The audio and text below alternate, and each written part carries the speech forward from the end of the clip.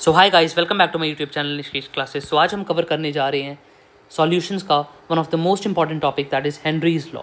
ये JEE, NEET, board तीनों के लिए बहुत ज़्यादा इंपॉर्टेंट है। तो चलो शुरू करते हैं। हेनरी लॉ हमें बताते हैं इफेक्ट ऑफ प्रेशर के बारे में। जब भी हम किसी गैस के ऊपर एक्सटर्नल प्रेशर लगाएंगे, गैस जो होगी वो नीचे दबना शुरू होगी, जिसके कारण उसकी घुलने की tendency, solubility will increase. So we can say that P is directly proportional to solubility.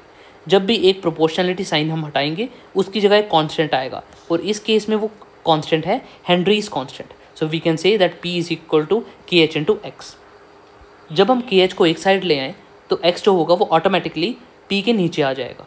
But इसका ये बिल्कुल मतलब नहीं है कि KH is directly proportional to P और it will depend on P and X। No, it will not depend, क्योंकि for example अगर हम प्रेशर को 2 यूनिट से बढ़ाएंगे तो सॉल्युबिलिटी जो होगी वो भी 2 यूनिट से ही बढ़ेगी, क्योंकि ये डायरेक्टली प्रोपोर्शनल है।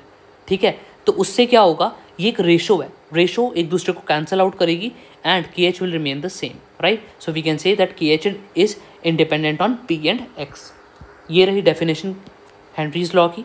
Henry law state that the amount of gas dissolved in a liquid is directly proportional to the partial pressure of the gas when the temperature is constant. Very important thing.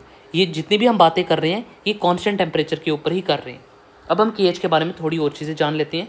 That KH is different for different gases at same temperature. KH different होगा different gases के लिए, but temperature जो होगा वो same होना चाहिए। KH जो है वो डिपेंड करेगा सॉल्वेंट गैस दोनों के ऊपर। अब हम पढ़ते हैं ऐसे फैक्टर्स जिनके ऊपर KH डिपेंड करते हैं, KH dependency. First is temperature. जब भी हम टेम्परेचर बढ़ाएंगे किसी गैस का, जब आग लगाएंगे तो उससे क्या होगा, जो मॉलिक्यूल्स हैं गैस के वो दूर दूर भागने शुरू होंगे, उनकी काइनेटिक एनर्जी बढ़ेगी, जिसके कारण उनकी घुलने की टेंडेंसी कम होगी।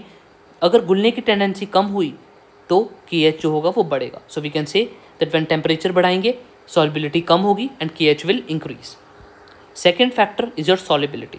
जब भी हम टेम्परेचर बढ़ा रहे हैं तो जैसे हम देख पा रहे हैं कि यहाँ पे दूर दूर मॉलिक्यूल भाग रहे हैं, काइनेटिक एनर्जी बढ़ रही है, जिसके कारण क्या हो रहा है, इनका बॉन्ड वीक हो रहा है, इंटर मॉलिक्यूलर फोर्सेस वीक हो रही हैं और सॉल्युबिलिटी कम हो रही है, राइट। सो अब हम पढ़ते हैं ग्राफिकल एनालिसिस। जब भी हम प्रेशर वर्सेस मोल फ्रैक्शन या सॉल्युबिलिटी का ग्राफ बनाएंगे तो उसका जो स्लोप होगा tan थीटा वो हमें KH देगा। So we can say that slope of P and X graph will give KH। So second topic that application of Henry law, ये हम पढ़ेंगे सेकेंड वीडियो में। So till then, do like, share and subscribe to my YouTube channel, Nishkesh Classes. Thank you guys. Bye.